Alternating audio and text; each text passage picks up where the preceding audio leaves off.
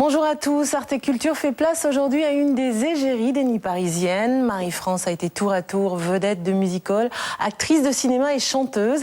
Et chanter, c'est finalement ce qu'elle préfère. Alors Marie-France a décidé de revisiter un répertoire souvent méconnu d'une autre icône de la culture française, celui de Brigitte Bardot. Avouez qu'il fallait un sacré culot pour aller jusqu'à l'incarner. Thomas Ferrer l'a rencontré. Sur la plage abandonnée. Lorsqu'une égérie tire sa révérence à une icône, la vénéneuse Marie-France se fait blonde et ingénue en choisissant d'interpréter quelques-unes des chansons les plus méconnues du répertoire de Brigitte Bardot.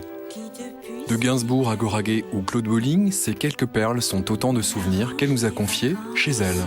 Une image d'elle est restée gravée en moi. C'était Bardot en chignon banane, accroche-cœur, dans une robe ultra moulante, au milieu d'un cocktail très chic,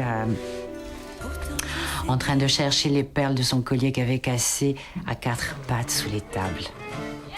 Et là, je me suis dit, voilà, je sais ce que je veux être plus tard. Une Parisienne, en chignon banane, avec des accroche-cœurs, une robe moulante, dans les cocktails, à quatre pattes. Je me donne à qui me plaît, ça n'est jamais le même, mais quoi que celui qu'on n'a jamais bavé me jette le premier pavé. J'ai peut-être ce pouvoir de caméléon, de rentrer comme ça dans la peau de personnage.